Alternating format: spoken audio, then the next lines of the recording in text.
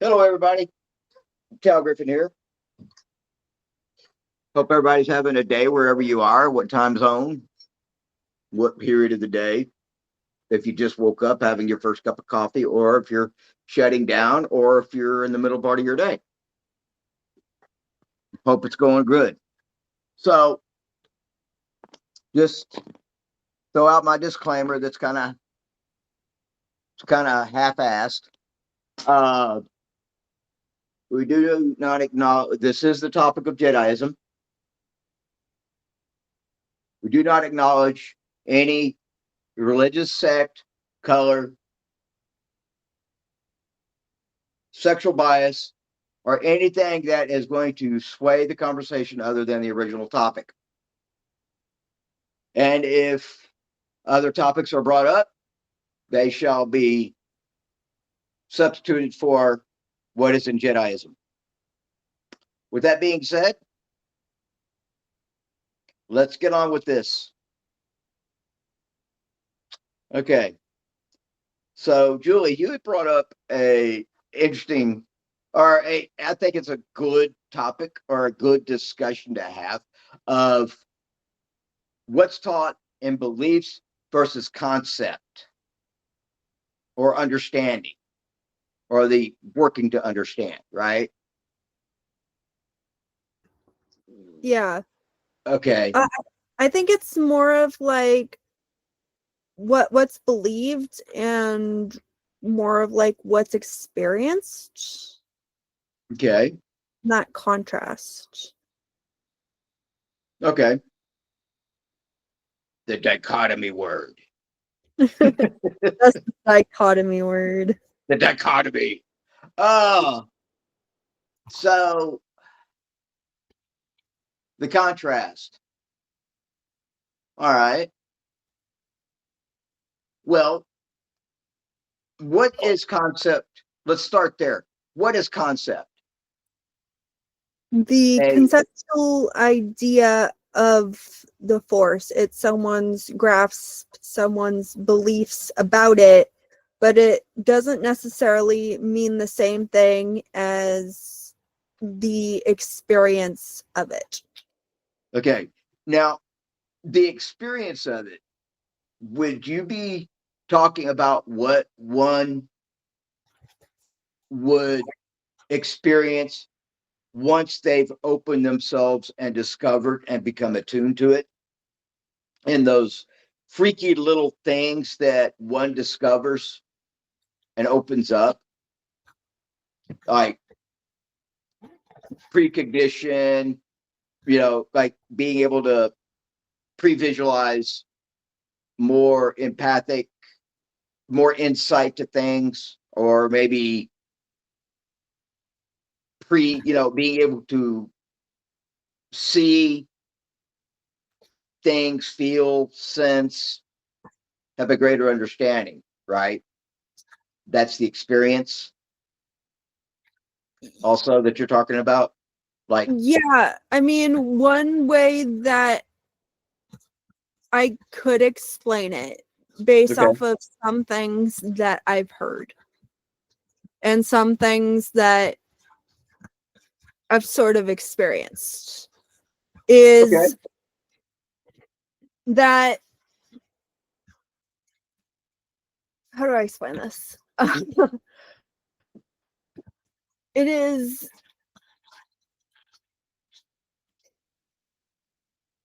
essentially an experience that, from my experience going into it with no expectations of what you think should happen with connecting with the force, but okay, rather just letting that connection happen. okay. So just letting things reveal themselves. I think having an expectation, it doesn't mean that you don't necessarily have a goal, but if you expect something to happen, Yeah, it takes away from it. right. Because what are expectations? Okay, this touches on expectations, right? we, in some of our discussions, that if one expects anything, there's bound to be disappointment, right? Kind of like the old saying in Buddhism that we allow our own suffering, right? Yeah. Okay. So if one expects, one is allowing the disappointment. Okay. Or clouding their vision of what is actually going on. Right.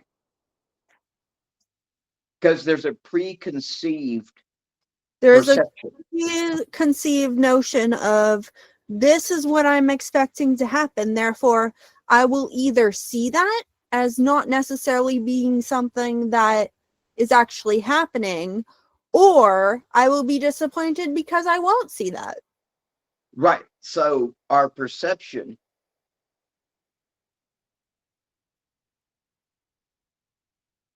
and the see, I forget to see there's perception and perception Perspective. and perspective. Right. Okay. So one is what we understand or how we understand, and then one is what we are understanding of it. Yeah. Okay. So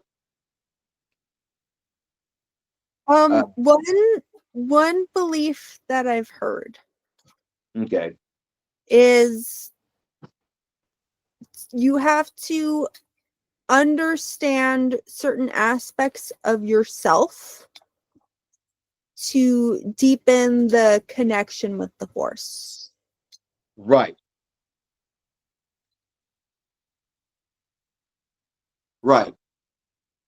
So in But that, that also plays a part in beliefs. By our beliefs reflect things about values, needs, what we're more likely to believe will reflect more of what we're thinking as a person if we are thinking in a way that is more of the seeking type of thing. It's something that we had sought out, or it explains something about ourselves. But right. we can't let those beliefs cloud our expectation of what we think the Force is going to tell us. Right. Well, Right. Right. yeah. Because if we think about it, let's step back to the beginnings of our journeys. Okay. Let's go back, which is always the point of the before,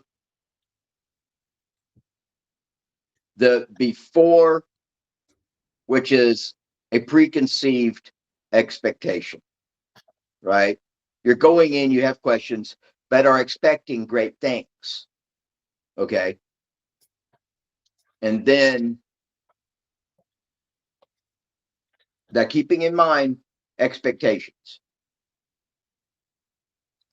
Then once one starts, those expectations aren't what we thought they should be, which causes question, right? It's like we go into things and we expect that we already know the information. We've already studied it. Yes. But,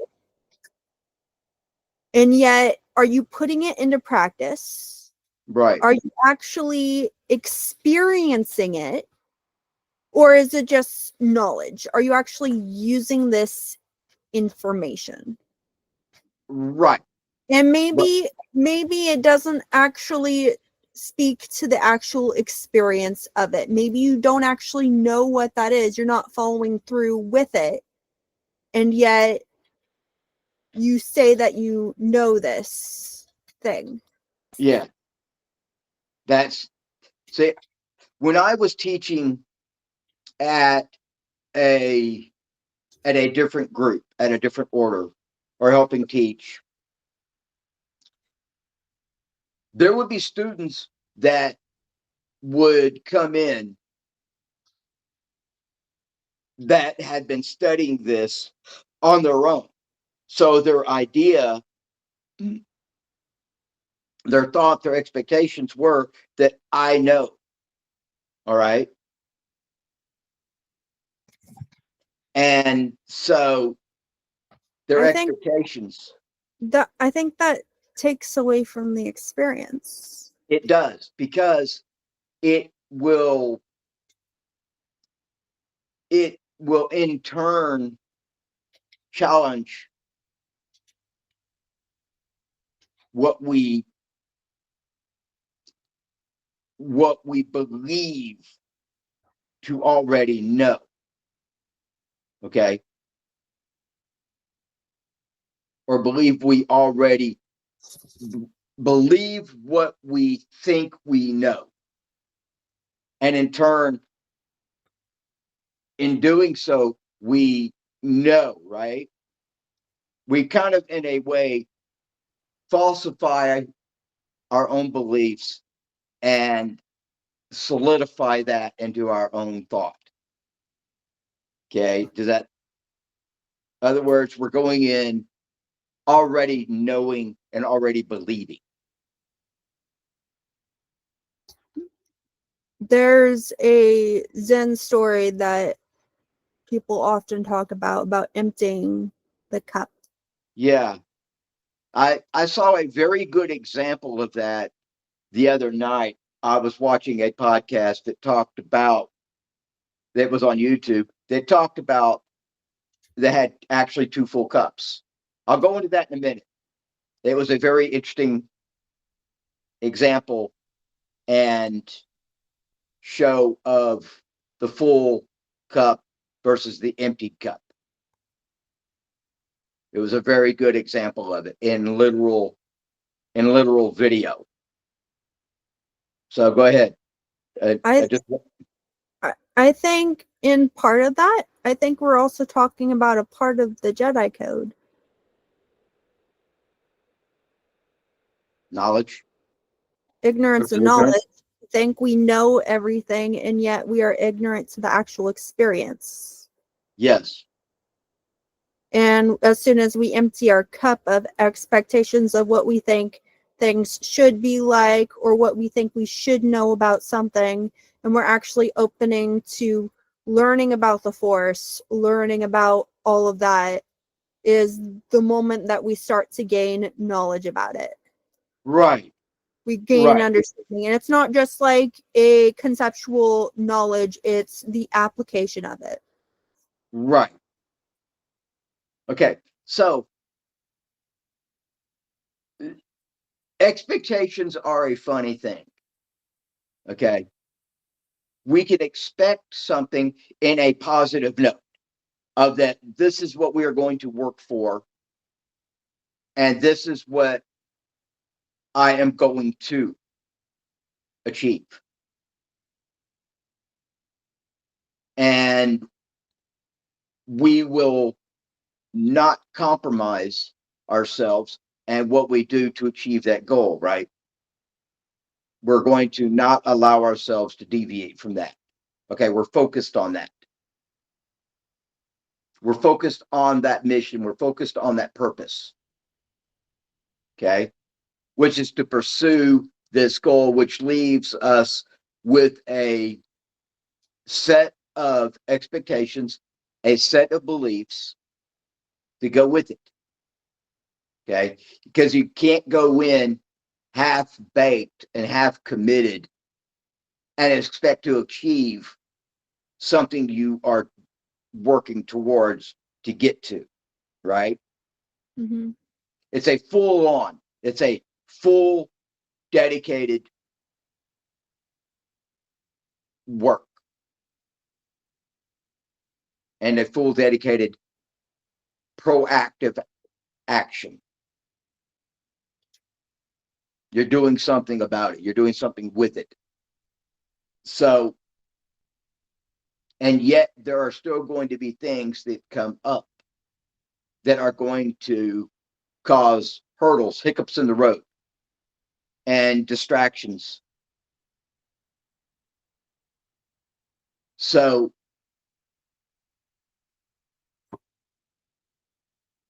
keeping that in mind,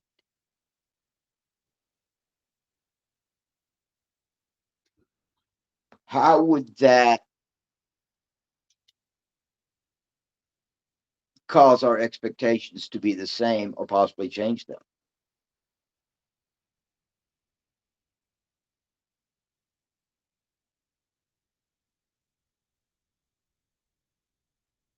It depends on how full your cup is.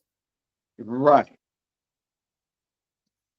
So, this leads me to this. Okay, the example I saw the other night was that this attorney and the host of the podcast, this attorney was talking about if you're telling somebody something, but their cup is already full. Okay. And so these two cups, one is the one person telling somebody something else. Okay. So in a way, he's emptying his cup. Okay. Now, but yet that cup that's being told stuff and being poured into is going to overflow, right? Nothing else is going to get in, right? Yeah. Okay. However, if questions are asked,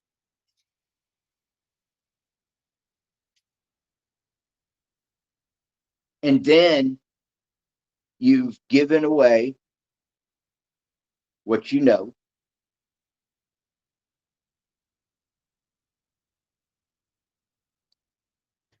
you've just saturated. There's no place for that to go. There's no place for it to be. However, when one asks questions, the cup that has no room begins to empty. And in this example, this guy, that one of the cups was being poured out into the cup that was being emptied.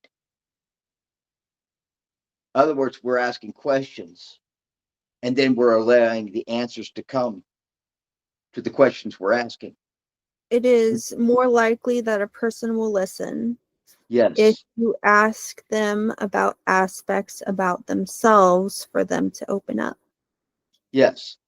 So you're emptying your cup, which means you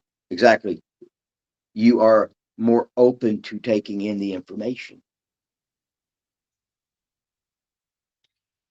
Emptying the cup.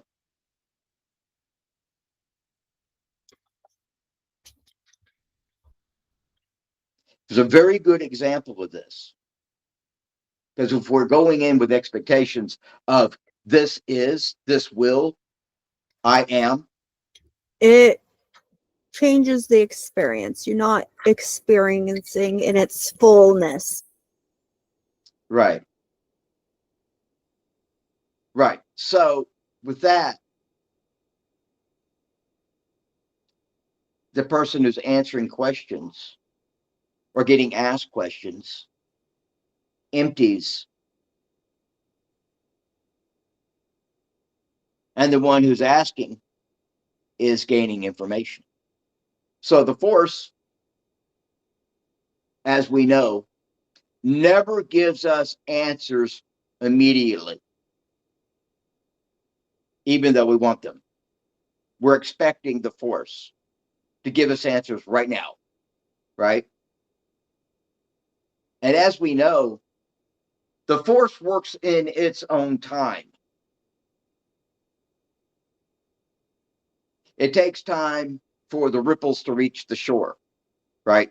When you throw that rock in there and you got ripples in the water, and they're rippling towards the banks. Okay, so it takes time, but sometimes we already know an answer to something too.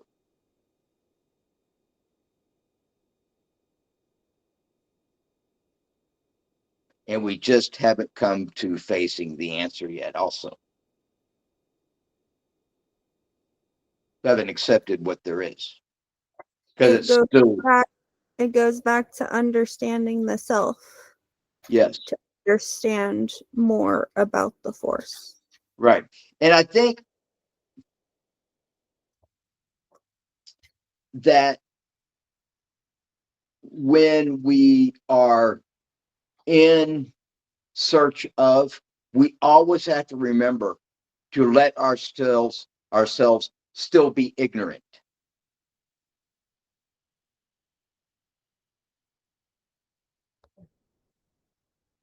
I don't know if it's necessarily an ignorance. I mean, we're always at least somewhat ignorant of something. Right. But I think it's more of losing expectations of how things should be. Right. So if we allow ourselves to become ignorant, then we lower our preconceived expectations. Right? Yeah. Okay. But yet there is such thing as too much knowledge just from academia also, because that is from one perspective written down. It is book knowledge. It's not the actual application. So if you're just learning something and you're not actually applying what you're learning, you're just reading, you're just researching, you're just thinking about it.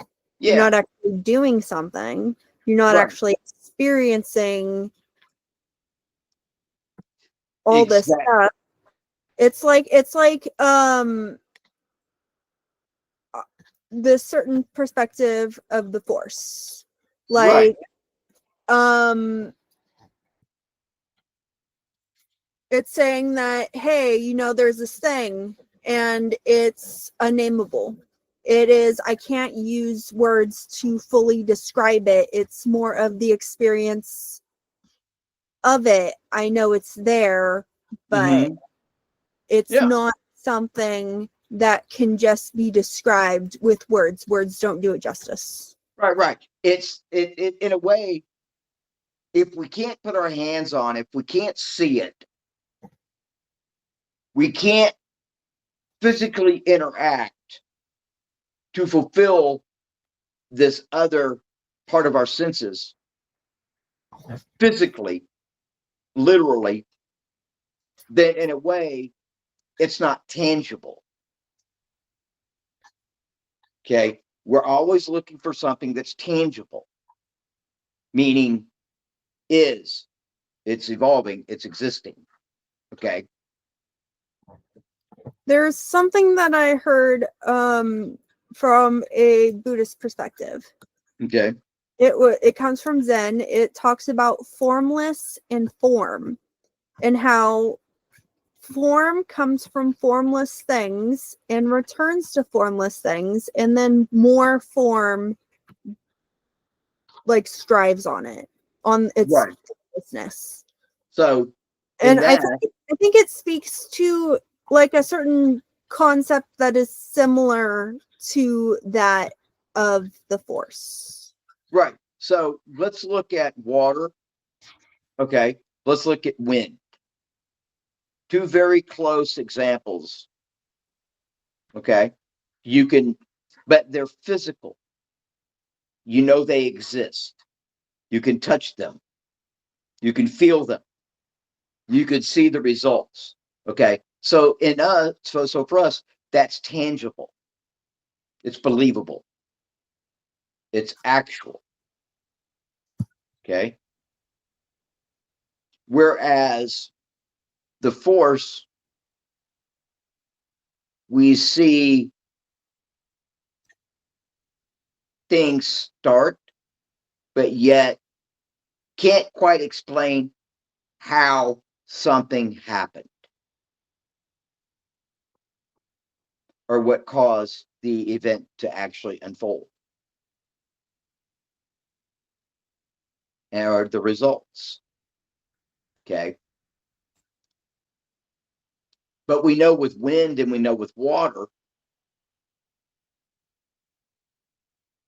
wind blows, things get swept over, cooling off, lawn chairs, garbage cans, all that can get blown down the street to your neighbor's yard and make them mad. So, and the water flows, fish swim in it, we drink it, people bathe in it, and it's ever flowing. It's formless. Same as wind. It's formless, but it has form. It's, I would say, in a way, immersive.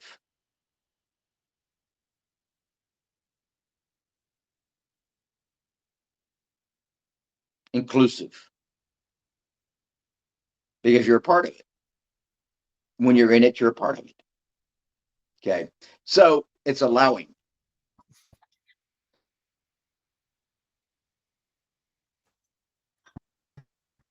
At least that's how I understand it. Okay. But in this, there's a saying that a friend of mine gave me or told me during when we were having one of our good discussions. When the master's ready, the student will appear.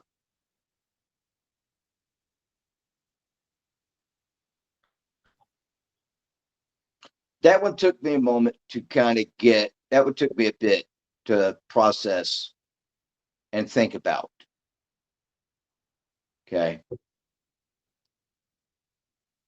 Now, the two of you, Xenon, what are your thoughts on that? And this goes right with what we're talking about. The cup, understanding of the force, and from your thoughts, when the master is ready, the student will appear.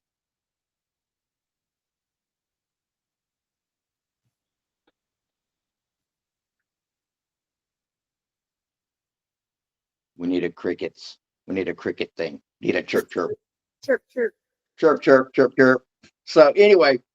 I think that has a lot to do with, okay, so you have the expectation of what you're expecting. Okay. You have the letting go of said expectation. You have allowing the force to guide you in the sense of, for an example from the wisdom traditions, people find that the natural world, things around them, teach them something about life. Yes. Right. And from my perspective, I kind of see the force as being like this relationship, well, being involved in the relationship of all things. Yeah. It is the interdependent nature of reality, and it is something consistent with it is there's change that is always a part of it. Yeah. So what is a master?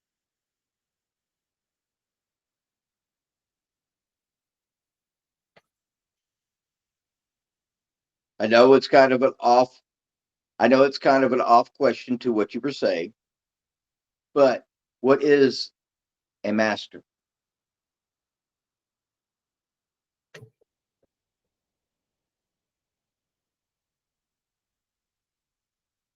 And this goes to expectations and preconception and perception, preconceived versus and perception and expectations. What is a master? How is a master seen? From an overview of what I've studied, Okay. they usually teach, they impart wisdom about essentially what they've come to understand about the nature of things. Right. From what I think, it is understanding that essentially there's something greater than us, call it the force, call it whatever your belief is, but essentially we're talking about the same thing and we're seeing the just like being a part of that. Okay. So in that, I would say, or from what you were saying, I would take away that maybe the thought of a master is somebody who is full of wisdom, right? Yeah. Full of knowledge, okay? Full of something for us to gain from, right? I don't think, I think also in that there's something that the master will learn.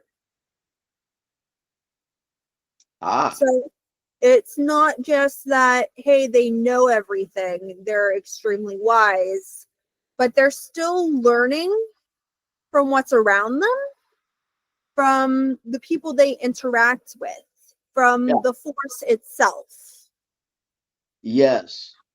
and what the force imparts to them. So you can have a dual meaning of a student then, right? Yeah. One would be as you and I, okay, or as you were saying, the master is still learning. And in that, they also learn from their student when the master is ready. They The become student will, the student will appear. the student will either appear in them or they will teach a student and also be a student of that student. Yes.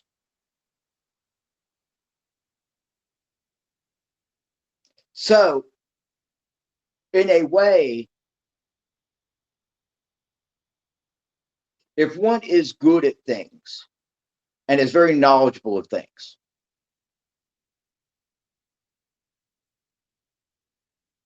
but yet to have experienced and apply, would they be constituted as a master?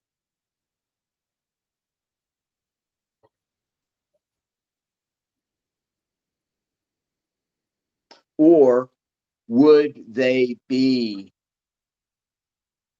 one who has the expectations they are because they just only know so much, only from what they've read? I think a master has a certain understanding or experience, in other words.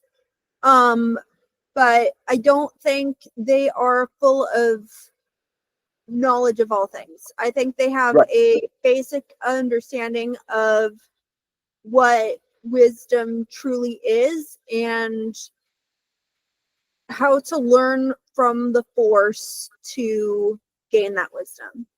Right.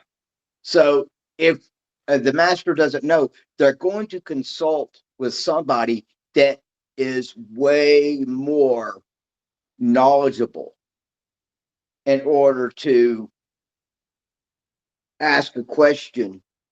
They have a question about something, okay? Yeah. But they're going to know something about a lot as well, kind of a jack of all trades in a way, okay? but yet they have one set area that they are very knowledgeable from and experienced in,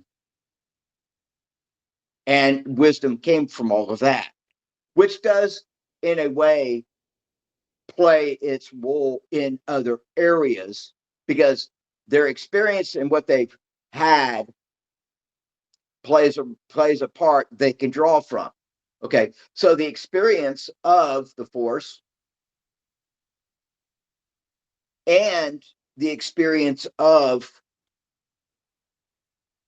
what they will witness from their student and themselves as well, because it goes back to the old cup, the old cup adage there, and the example. Okay, yes, a master's cup in a way would appear full. Okay, so what can they learn?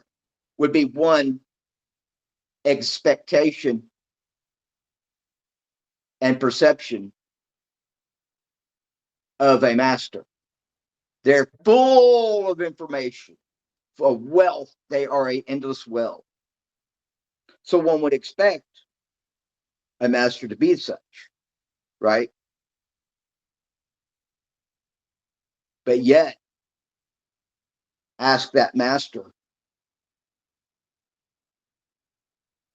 about an African male frog and how it gives birth to the offspring.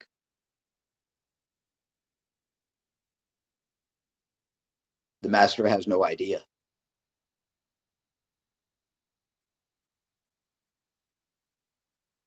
So is that person still a master?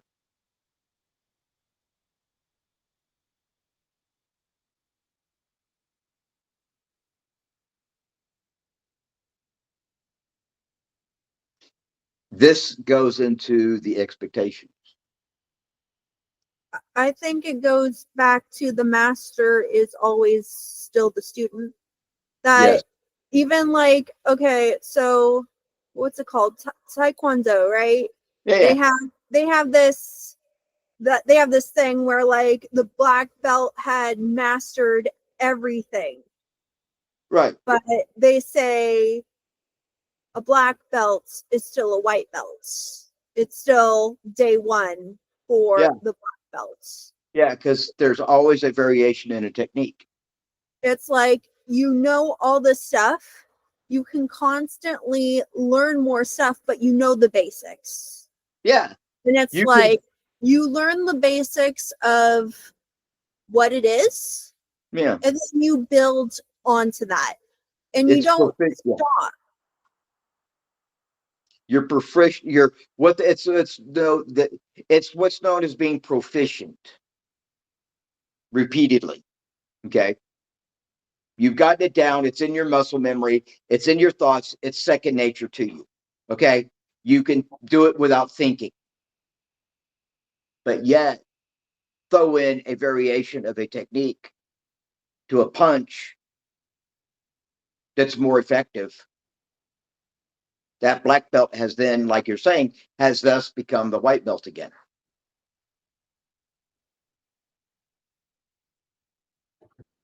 So I'm thinking here that it could actually honestly be said that expectations and expecting nothing would be that I am expecting to learn something. Yes. I know this is a whole long way around that I'm going to learn something. I had been working on bonsai. Yeah. And what I had noticed is when I go into it expecting to learn something, right? I'm expecting to learn something from this plant. And I'm like going into it, but then it's like, then it just becomes an expectation of this is going to happen. And I'm Yeah. like, I don't actually learn anything from that. It's just like I'm expecting to learn something, but the expectation ruins it all. And when I'm actually just doing it and I'm just like, oh yeah, this is great, I'm just working on a bonsai, then it's Yeah. like I'm actually understanding the significance of it. Okay. So you had brought up one time that part of a lesson, right, about bonsai, the bonsai tree. I think we did a podcast on it. No, we haven't yet. We have one that's titled The Bonsai. Okay. So, but let's refer back to that for a moment. Okay. Okay. What is it we can learn from that bonsai that can teach us? I am constantly making changes to a bonsai. It is Yeah. like, it's not that I'm not, it's not that it's not something, I mean, it's like the bonsai is constantly growing. It's doing what it wants to do. It's growing towards the light. It's doing all this stuff. And I am trying to kind of tweak it here and there for a certain Uh-huh. aesthetic. Yeah. But it's like the imperfection of it, the Right. constantly working on it is like, there's a bit of beauty in that is part of the good part of working on a bonsai, is the actual working on it. If you don't have something that you're trying to work on to improve with the bonsai, Well, it's like it's just sitting there. right. So, Xenon.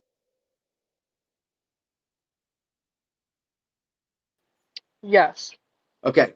So, from what you've heard so far with your rabbit wisdom, I say that because your face thing, your The rabbit. profile picture is that of a rabbit. So, call you Rabbit Woman. So, I'll accept it. okay. I mean, look, I got nothing against rabbits. I think rabbits are cool. They're cute. There's more to them. They're like dolphins. You never know. But they're still cute on the outside and can be cute in other ways. But anyway, that's neither here nor there. So, so from what you've heard, what's your position on this? What are you taking from this? What can you add?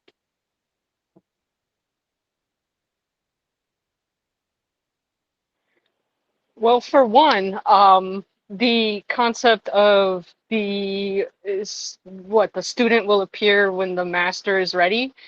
I think that can also be skewed from another perspective. Sometimes the student appears even when the master is not ready. Maybe they are doubting their own abilities, and when the student approaches them and inquires about things, it could reignite that passion or desire to teach. Okay, I'll accept that. That's not an angle I had thought about. Okay, go on. I'm intrigued. That's all I got. Now talk about the anticlimactic buildup here. Um, anyway, no, that's a good angle. That's something I had not thought about. It's a okay. Give me a moment here. That caught me off guard.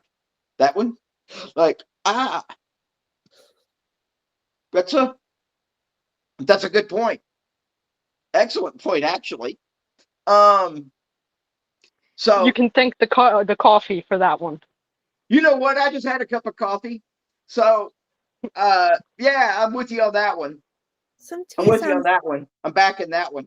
Uh, I will sponsor the drinking of the cup of the coffee. The brown, the Within reason. brown,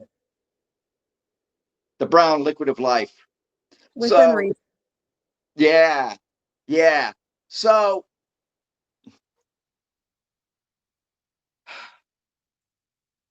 So, but yeah, let's go back to where this all started from. Our expectations, the concept, and the experience. Okay. So beliefs, how you're perceiving, and then the experience of it. Yeah.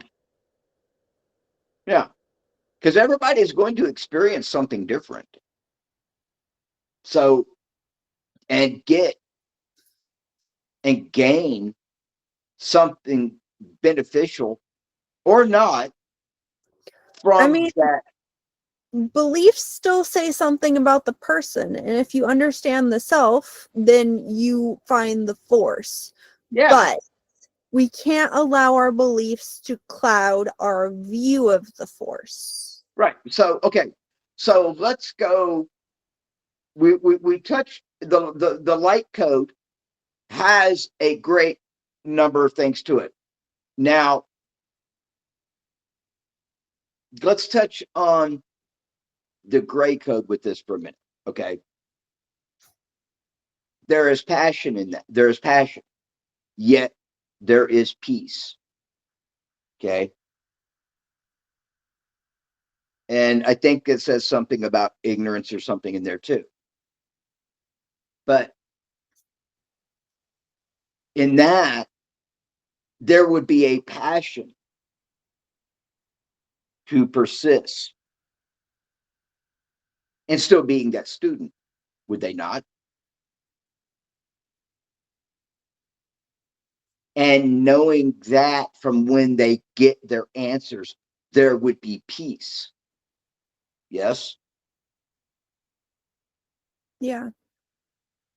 So, but yet one could be peaceful by not allowing one's expectations to take lead on I what think they may learn. I think there are many traditions that practice that when they sit still, they let go of their expectations of what they think will happen and just let the force come to them and speak to them its own way without expecting what you're going to learn from it Yeah, leads to great insight. right. And from there, one can enact more from what they gain by not from what knowledge they do have and opening themselves up to learning and experiencing it and doing it, because reading something or just studying the words, okay, will provoke thought, will help one understand, but one doesn't understand the full definition unless they've actually, Experienced it. yes. So Understanding the different perspectives of it can bring greater insights into what that experience is, yeah, but it shouldn't cloud the experience itself. It shouldn't yeah, leave this expectation of, oh, it's going to be this way, and then completely ruin it. right, right. And I can tell you from my experience that by a course of actions and when something starts, an event is starting to unfold and happen, from everything I've gained and learned, that you can already see the outcome. Okay. But you're still going to be patient and letting it unfold as it may. And then along the way, one would be able to change their course of action accordingly. You remain flexible by observation as well.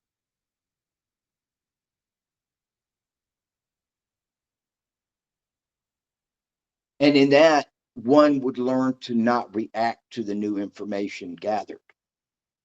I think this week I was also contemplating the aspect of prayer. Oh, From this perspective, okay, so prayer is looking to something greater than yourself. yes. And you may be asking for something, you may be just like sharing your thoughts or feelings about something, but you're entrusting this greater thing into making the best decision for the situation. Yeah. Not necessarily what you think should happen. And you're entrusting this greater thing in the universe to be like, hey, yeah, can you just make sure things work out?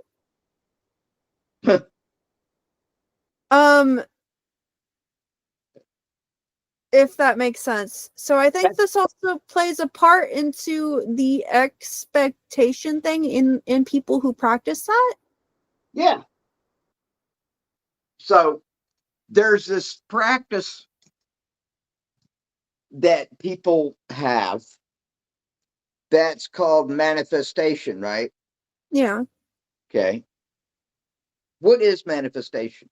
What is manifesting? Asking for something to happen. Asking for And change. and belief. And in part of that, it is preparing the self for accepting whatever change happens. Maybe it doesn't happen the way you intend it to, but it prepares the self for that change. Right. So you are asking whatever you're asking for change in the universe, some change in your life, some change to happen. And by doing so, you are processing that change. You're saying, okay, whatever happens, it could be the best thing for the situation. It just might not happen at all. But either way, it's going to some change is going to happen eventually. Well, yeah. But if it's something if we're attempting to manifest, say, a new car, okay, we're expecting we're going to get that new car. Okay. We put it in our minds and our belief wholly that we will have that new car in our driveway. And it's this specific car. We're manifesting that. We will it to happen and to be. Okay. Now, what if that manifestation doesn't happen? I think there's a difference between expectation for something specific to happen and expectation for change. Okay. So, where do expectations actually play a valid role? Expectation for change just means I expect something to happen. Hopefully it's for my benefit, kind of a thing, or the benefit of whatever I may be manifesting or praying for. Right. But it's not necessarily going, this has to happen my way. I expect the universe to give me this, and I expect this to happen. There's a lot of problems with that because it leads to dissatisfaction later. Now, I'm sorry. Say again. I've got one ear that's still clogged up, and I said it leads to dissatisfaction later. Yeah. So you're setting yourself up for disappointment. Yeah. Right. But what if it goes exactly how one? What are you doing to make it happen? Yes. Yes. It's not just the prayer, it's also taking part in it. There's a certain Buddhist practice called like a dedication of merit. It is praying for the benefit of whatever you're praying for, but saying, by my merit, may this happen. By what I do in life, let this thing happen. You're taking part in trying to make that thing happen. So faith without works is dead. Yeah. You have to do the work in order for what you desire to But appear. when life goes completely out of control and Yeah. you are trying to grasp onto control of things, saying a prayer going like, hey, yeah, just let everything work out in some way, that is a part of faith. Yeah.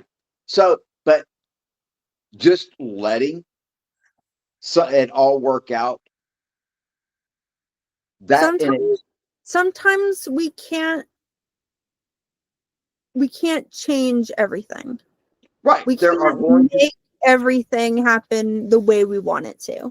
right. And There's going so to be, trusting that something good will happen, and we do our efforts to make that thing happen, but it's Mhm. not entirely in our control. But having the faith that it will work out eventually and some change will happen is what faith is. okay. Now, let me give you, let me do something here. Okay. This is another example of what I saw on that podcast the other night. Okay. Okay. When someone says something, okay, there's two things that can be taking place here. One is when somebody says something, thinks it, and then they're thinking it, or okay, better yet, they're thinking it and then they say it, that is a bit on the non-productive side. It can affect the productivity. Okay. But yet,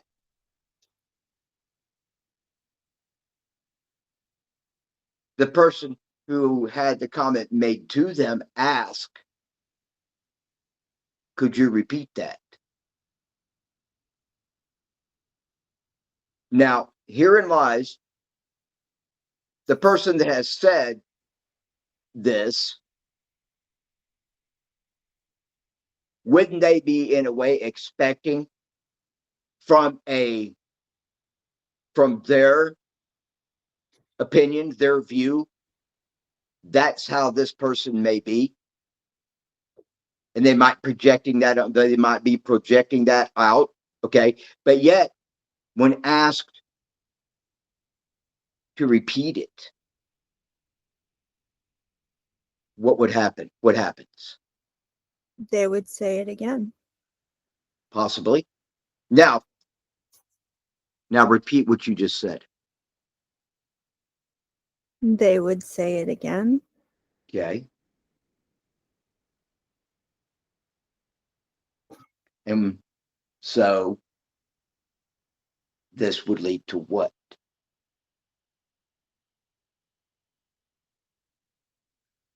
Them doing the exact thing that they are saying is unproductive. Yeah. But then if it's followed through with, then it's non-productive. Then they are not being productive by their own definition. Yeah. It all comes down to the actual reality of things and how we define that actual reality.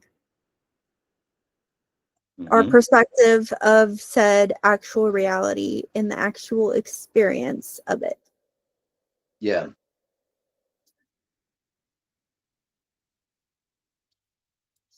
And are we letting our expectations cloud what we're actually supposed to be experiencing? Okay.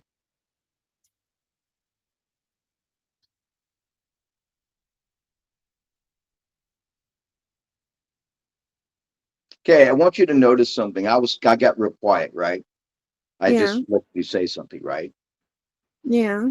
You had a questioning at the beginning of this cast, right? Yeah. What did you just do?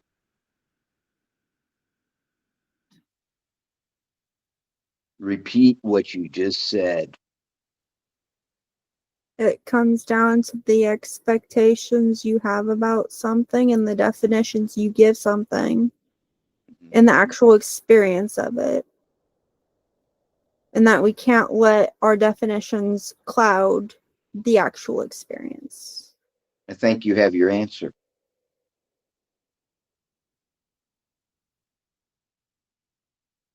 I think at its core, I think that was what I was thinking was more important when it comes to terms of spirituality, not the actual how I define these things. It's Yeah. how much I actually know about myself in those definitions. And Yeah. also, am I actually experiencing this? Am I letting those definitions cloud what I'm actually supposed to be experiencing in the moment? Yeah. So in this, there was something that happened recently to me. Okay. It was actually very humbling, but yet very revealing. Okay. Uh, I had a court date to finalize a divorce just on Friday. Okay. I expected it to be as long as the hearing and meeting previously. So I based my experience and judged my upcoming uh, going to be from on my last experience. Okay. I based the outcome and that which was I thought and how things were going to take place versus how things actually took place. Okay. I had a preconceived expectation.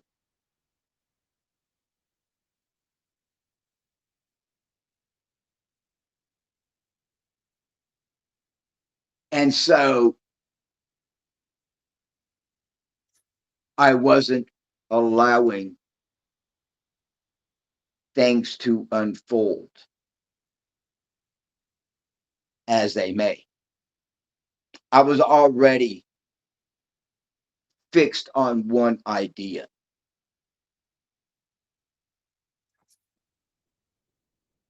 And I got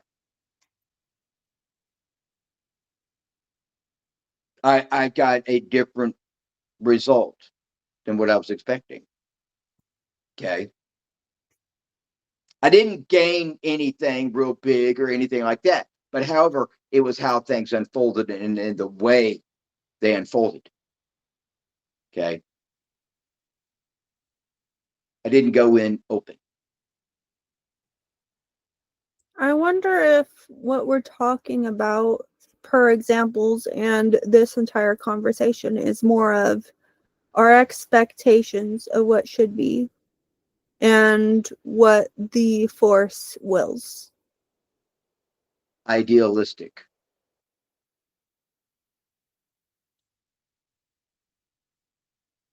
It's an idealistic practice of what one expects. And it takes away from the experience and leads to kind of not liking the outcome due to preconceived expectations. It's being disappointed because you're expecting this other outcome instead of being open to the actual experience itself. Yes. And so there's always going to be a learning moment. and that there are so many ideas, thoughts, and different groups, different sects of beliefs. Okay. And every one of them has, in a way, the same outcome. Okay. At their core, they're looking at the same thing, Yes. but describing it with different words, different Yeah. beliefs about it, different definitions. They're speaking different languages of belief, but they're looking at the same thing. And they're coming to similar conclusions about the nature of life. Yeah.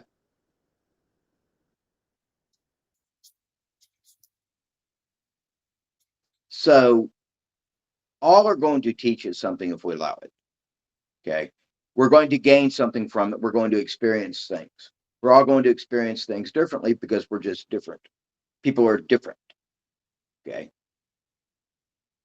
And so what one may get is going to be different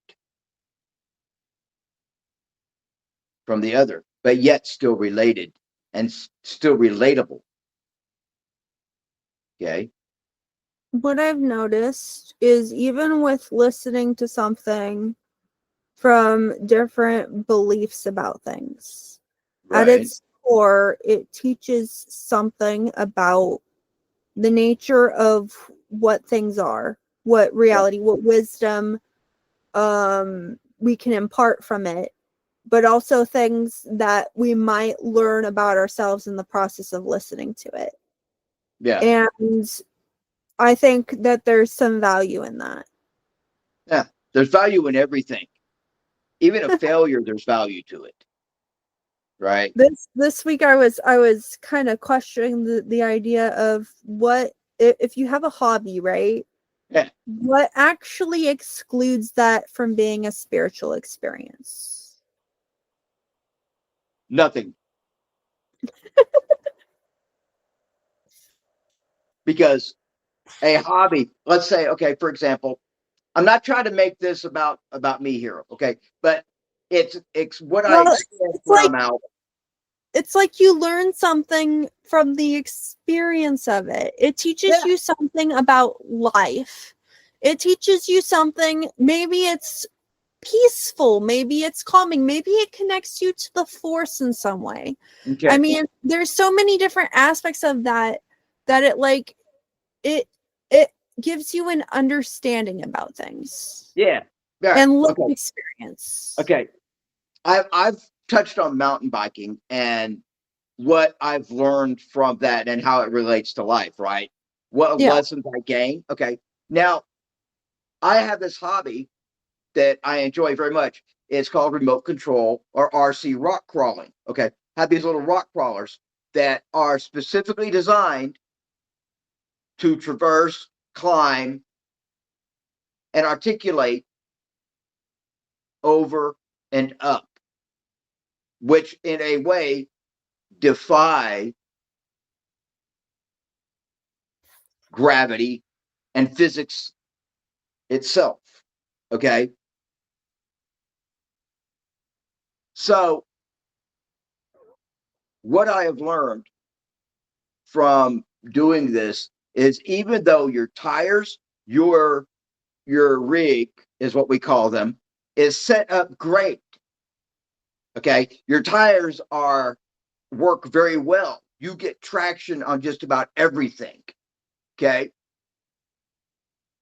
But yet, go out one day, the thing is set on kill. It is unstoppable. You go out, say, a couple of days later, the thing doesn't perform as well. It's not that unstoppable device.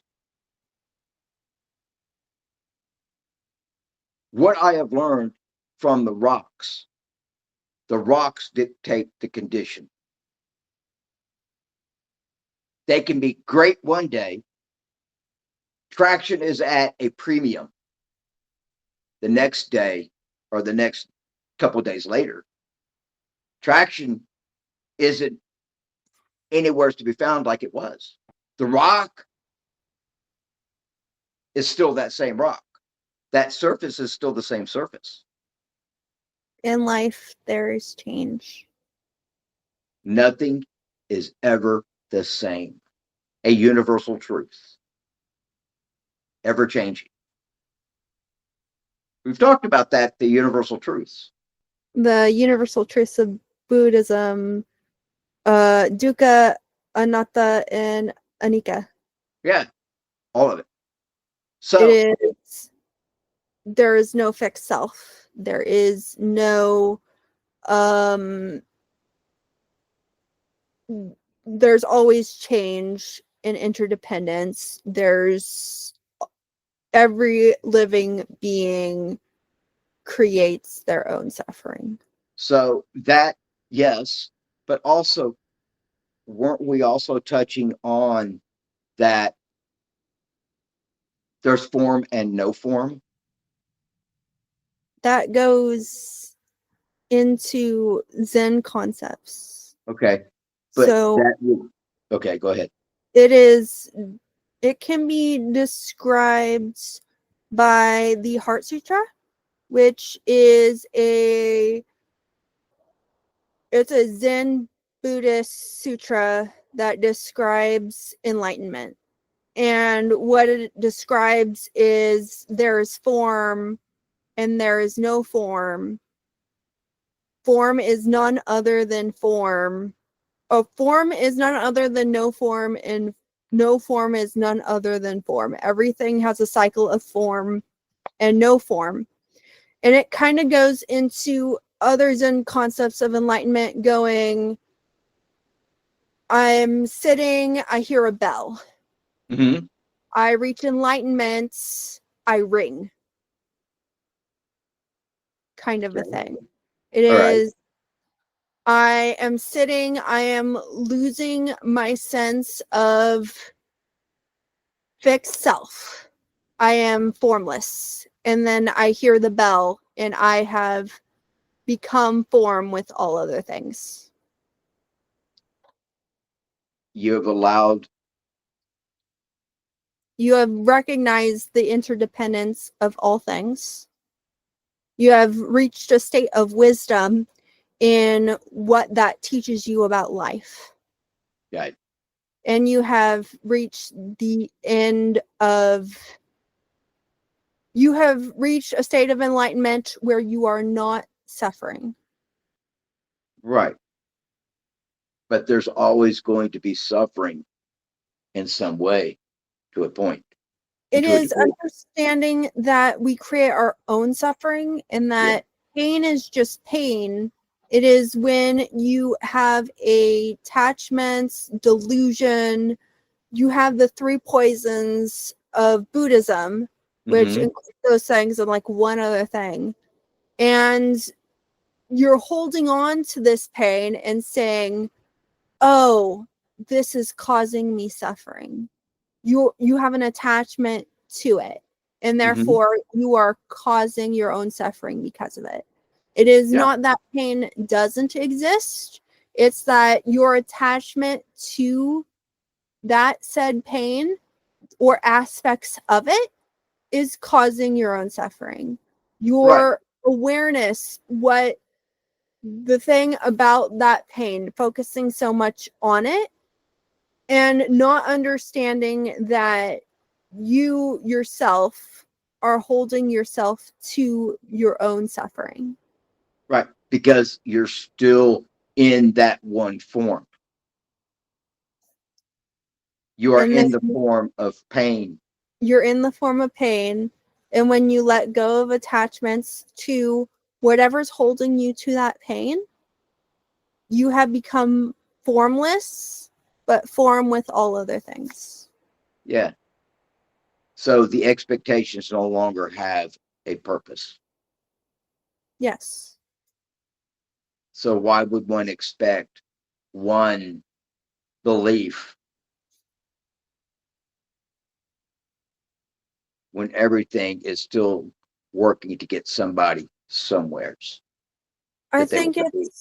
I think it's more of not necessarily, I think it's more of being more open to what it is rather than saying strictly this must happen.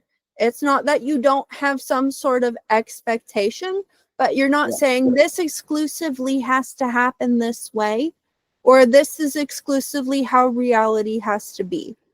Okay.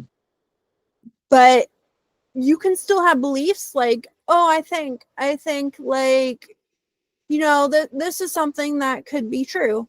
This could be a perspective that I have, but it means something about yourself, not necessarily the nature of reality itself all the time, Yeah. but being open to, but I could be wrong, or I could learn something from having this more open perspective, Right. and not So having the expectation that it has to be that way leaves us more open to the force itself. right. So I had a thought in my head. From what you were saying there, it came to me. Something came to me. You had it, and then you didn't had it. Yeah, it's the fish slipped out of my hands. Um, so It's I think I'm that, sitting, I'm listening to the bell. I see it as a separate thing from myself. And right. then I'm understanding wisdom about things. Okay. And I'm meditating in this practice. And then it's like, oh, I rang. I reached that statement of I understand more about what I'm being taught. Okay. So let's look back at something here. All right. That when we are expecting and we are enacting our expectations, what does that come down to? There's two things that I see. There's two things. I think it goes down to a need for control. The ego and the will. Yeah.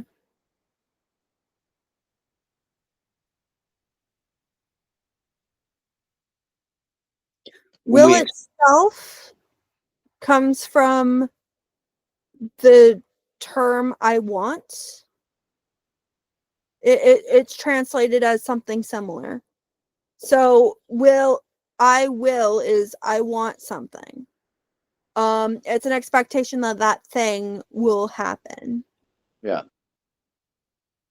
And our ego, that one part of our ego goes, no, Attachment. no, I want this. I desire it. I must. This Okay. other stuff that's getting in the way of our perspective. Yes. This is where, in a way, the will and the will can be a great asset. Okay. When it comes to asserting into the process. Okay. Doesn't mean that you don't have a drive to make things happen, but it doesn't mean it you're not supposed to be going all like trying to control everything that isn't in your control. So the ego and the will, if a child throws a wall-eyed tantrum in a store, now granted, we're using a child, okay, but yet the child hasn't learned what ego and will are, but all they know is that they don't like the answer they got, so that child throws a tantrum, right? Yeah. Okay. Unbeknown to the child, that is the beginning of the ego emerging, right? And that the will is emerging by, I want this, I'm going to make a fit, so I will get this. Okay, based on what has already happened at one point where the child got something without even doing a thing, just by only asking, right? Mm-hmm. Okay. So what does that child already have going? A preconceived expectation. I do it again, or I go through this again. I assert with this expectation from what I learned from somebody else applies here. Expectation already set. But yet, the parent came in with a big sledgehammer and smashed that expectation. So what does the child do? Wah! Rolls around on the floor, does their shoulder spin, all of that, making a fool of themselves. And then the parent has to Child get that. wants to leave the store. Yeah, And the parent says, "No, we're shopping right now." And the child throws a fit, and they're like, "Okay, you can stay in the store, and we'll just stay here until I'm done shopping and your fit is over." yeah. So the child learns what? The longer that they're throwing that fit and trying to make things happen, the longer they're going to have to wait before they leave the store. Yes. Yeah. So the child throws a fit based on something they've already experienced. So the child, based on somebody else saying yes, already expected. So that would go to a question that was asked of one thing, one contemplation of one entity versus another.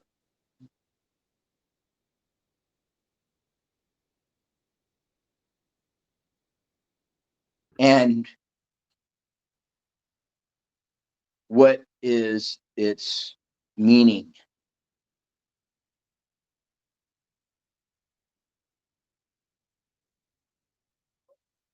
I think definitions about it is a subjective thing.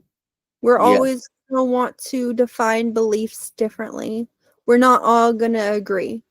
But to right. say that this belief has a foundation in a fundamental experience, Yes, people who go down these separate paths all go through some sort of experience where they find whatever their interpretation of the force is.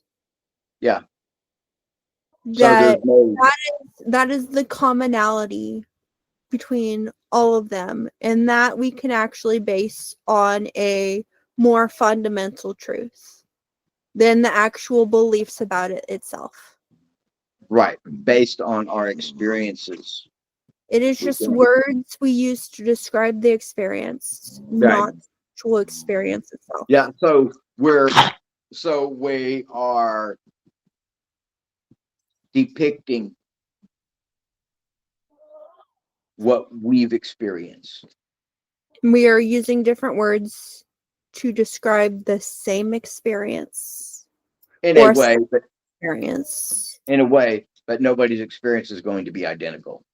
No, but there are commonalities. There are. That's without a doubt. That is a definite yes. So, And we form different beliefs about it to describe what is ultimately beyond words, because words don't do it justice. no, we only describe these sensations, the experiences, and that is what we base our definition on from the experience. Okay. I'm talking more of the beliefs that are formed around that. Right. But our beliefs are formed from our experiences. Yep. Our experiences, what we value, what we need. Right. Things about our character, things about what we want, things. Right. So and with this, it comes down to that. I would think in a way, one might have their own fundamental foundation that they will return to, base their search, base their desire for knowledge. Okay. However, leaving that door open for other informative sources is, in my belief, a much greater worthwhile investment into the journey.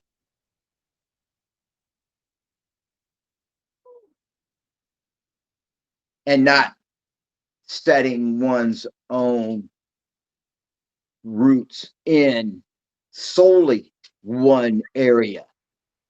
Jediism is about growth and knowledge and wisdom and gaining that. Okay. And then in turn, we pass that down. We pass that on. We pass it to others. Okay. So this comes back also to that question and statement, or that statement with questions. When the master is ready, the student will appear. So one one always has to remain the student. Always. We leave our will and ego as best we can. We have a foundation, but to expect that foundation to be sufficient for every experience in life. Right. Or there's always change in life. We have to adapt to it. Exactly. And that's like the example I was using. Okay, Maxis, hold on. Maxis, chill. Calm down. Sorry, my dog is he's excited right now. It's a cool day. He came in, he's excited, he's exuberant, and dogs love cool days. And he's hey. He has an expectation. Oh, he's beside himself right now.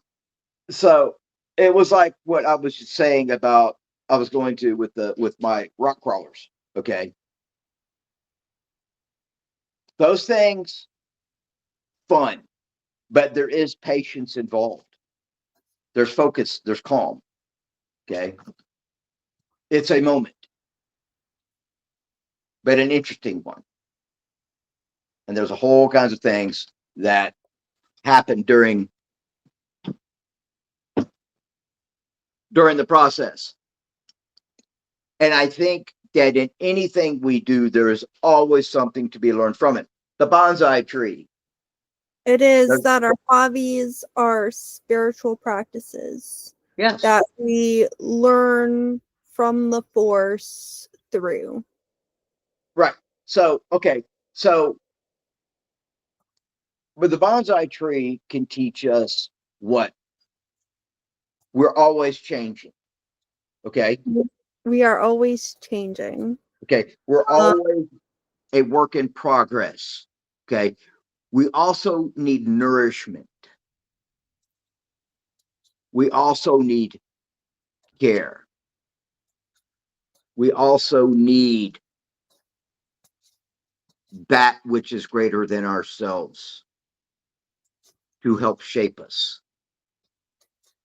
That bonsai is not going to clip its own limbs or its own It strict. is not, it's not going to survive very well if its roots don't get cut, if it doesn't have soil, if it doesn't reach sunlight, if it doesn't have certain species of plants, if it doesn't get air through its Yeah. leaves. It explains the interdependence that is needed to sustain life. Yeah. It is a So, fundamental aspect of life that things are dependent on other things. yeah, it's symbiotic. You know, this goes to something, and I think it does have a very close related aspect to this. Is that I had read this post that one, if one is, one can only trust one, if one is mistrusting, it's only with themselves. Okay, that's upon them, right? Not something that you've told me once. Yeah, but however, there are those also that have to help ensure that trust. Okay, trust alone is not sufficient. It is like if you are given expectations on who you're supposed to be, you never really learn about yourself. And you also you you have this thing where you might not trust yourself because you don't know and other people are giving you the expectation of who you're supposed to be. But also from the outside and from other people.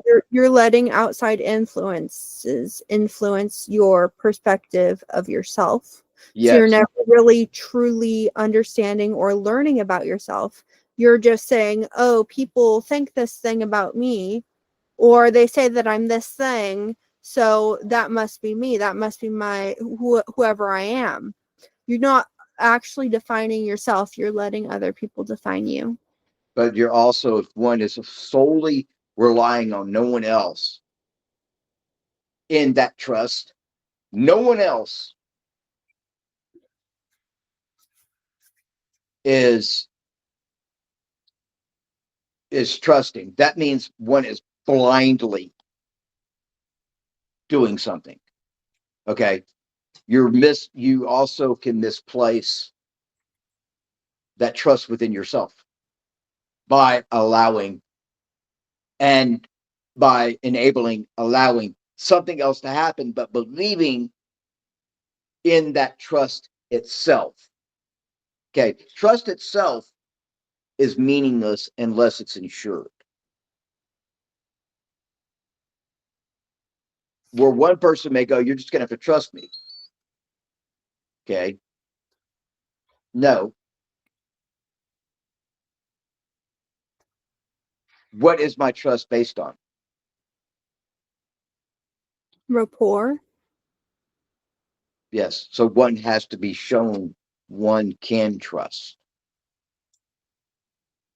have a faith in that.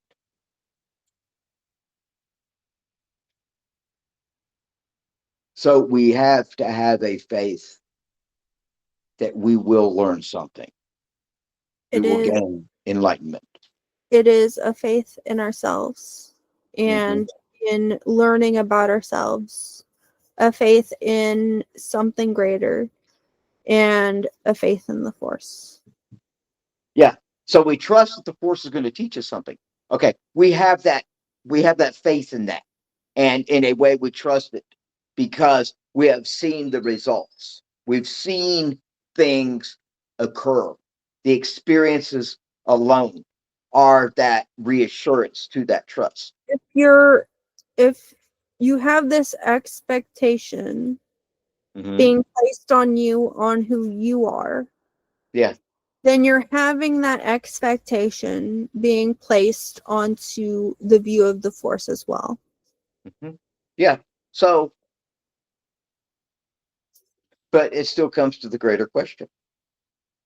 What am I to learn? What am I going to allow myself to learn?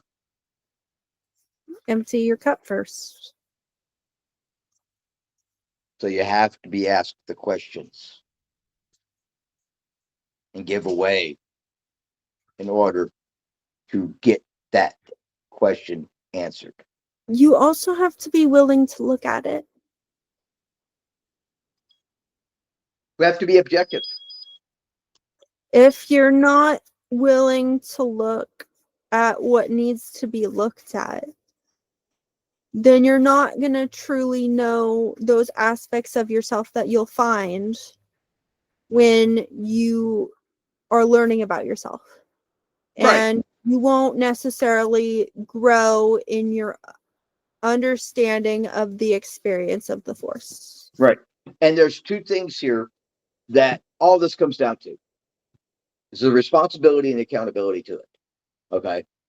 We are responsible in what we hold ourselves to. Either that could be what we were taught by one thing, this other source, okay, based on what that was taught. Okay. That which was taught. Or we can go in that area that is a truth, that is a trust, that is the absolute. Okay. But to base your expectation on this must be this way, I must see it this way, will either lead to disappointment or only seeing that when something else could be going on. Exactly. Yeah. So You're attributing it to your belief rather than the actual reality of things. So there was a certain thing that was called where you expect to see, it's something bias. What was it? Confirmation bias. okay. You're confirming a belief by what you expect to happen, not necessarily the reality of what's going on. Right. So I was going over that concept this week with the prayer topic. It is what I believe about prayer actually the sole source of what is actually happening. And what I had come to the conclusion of is I have to do some part in trying to make that happen. Yeah. Anything without something being worked towards. So it's not that this is the sole reason why this is happening. It is, I am working towards making this happen, and I have the faith that it will. Yes. We have to, and that the faith, there will be other variations and variables that happen. Okay. The faith in itself is that it's never going to be one set direction. It doesn't mean that this exact thing will happen. Right. It's more like I have the faith that it's going to work out. Yeah. And I'm going to do my best to help by my merit make this work out. So, and what brought all this about is that faith itself. What do you believe? Why do you believe it? It tells you something about yourself. It tells you something about your perspective on the Force. If we don't have that faith to gain knowledge from the Force, it doesn't mean that you don't believe that the Force is there or all that. It's more like your beliefs about the Force. right? But we have to remember that our convictions also play a part. We have to have conviction in something. We cannot be without conviction. So we are already set in a bit of expectation. There's nothing without an expectation. And there's always going to be a biased confirmation and a biased expectation. But however, it's how we temper those. It is a lens that we see the world through. Yes. But We are always getting it doesn't mean that we don't see the world for what it is if we allow ourselves to let go of an exact expectation of what the Force will show us. right. We have to be open. We have to expect something will happen. Yes. We have to expect that things are not always expect that there go. will be change, but don't expect that something specifically will happen. Right. And this is where, if we spend too much time on contemplation, we're still wasting the time away. I don't think this week has been a waste of time. I think it led to greater understanding of the bigger picture of how I see things and how I view the Force and what is actually happening. Yeah. Well, that right there is a step of, one could say, they have rang a smaller bell.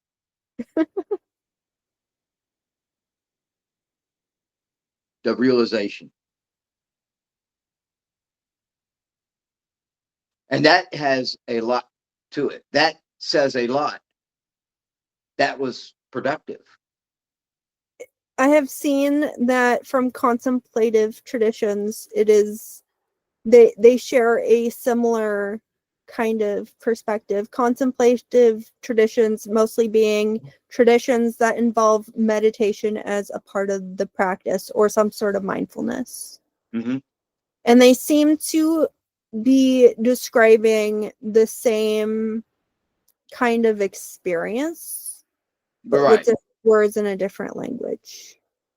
Yeah, and that they may not be doing the exact same thing, but they're coming to similar understandings about the nature of things. Yeah. But they don't necessarily have the same beliefs about it. Yeah, there's something that I heard. Then the exact term or phrase or how it's said or worded is that the saying of that no man is an island. We can allow ourselves to be an island as well. This goes to what all this started as. No man is an island.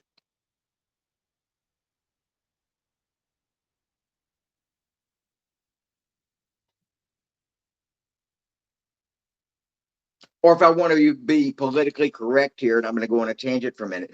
Okay, for those that are politically correct, no one is an island.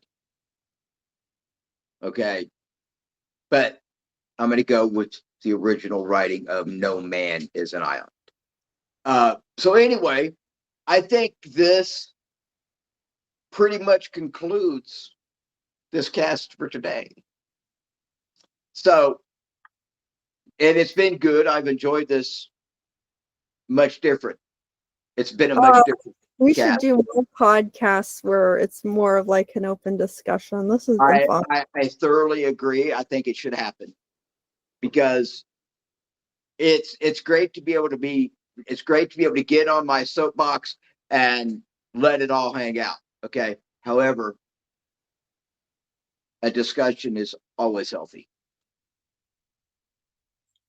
Always. There's more to be gained. It goes into a fact of diplomacy. Thus, that is part of the Jedi way and other ways. Buddhists, all of it. So, with that, before we close this off and end this today, I want to leave a thought with people that do listen to this and share this question with others. When our perception affects our expectations,